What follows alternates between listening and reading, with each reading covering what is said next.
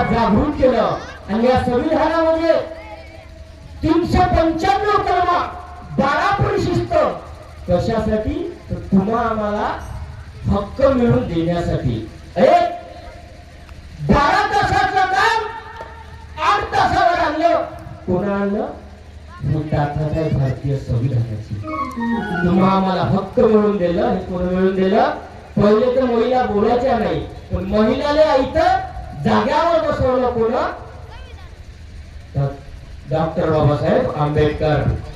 तुम्हा आम्हाला जागृत केलं, तुम्हा आम्हाला जागृत केलं म्हणून त्यांची जयंती होत आहे. या पौर्णिमेच्या रात्री दिन दुबळ्यासाठी मी स्वप्नात पाहिलंय बाई.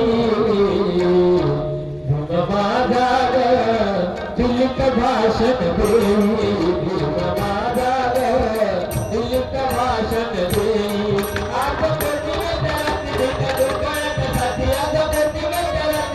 दुबळ्यासाठी मी स्वप्नात पाहिलंय बाई.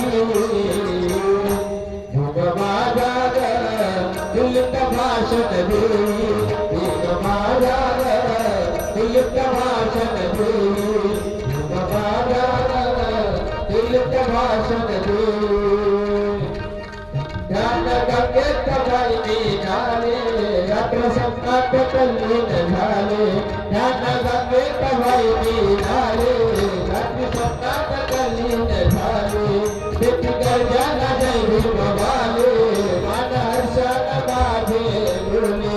बेटी गर्जना जय भीम वाले, मन हर्षण माझे बोले. रंगली बाई काय सगुण मलाई, रंगली बाई काय सगुण मलाई. झाली दर्शन घेण्याची बाई. बाजार दिलीप भाषण दे, बाजार भाषण दे, बाजार दिलीप भाषण दे.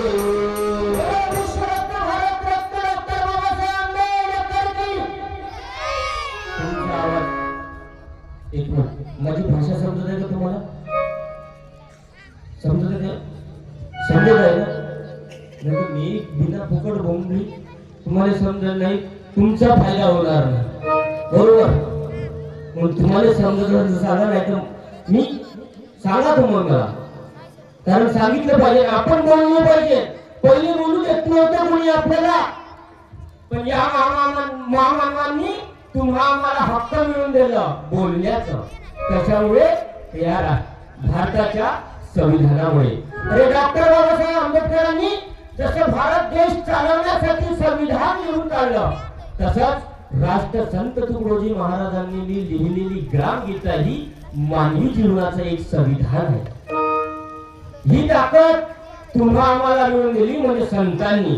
कारण है संत दुनिया में जगे तब ही दुनिया खड़ी रही, तब ही दुनिया खड़ी रही. उनके न पापों से अब तक न नीचे ढली, अब तक न नीचे ढली. इतना जगत में पाप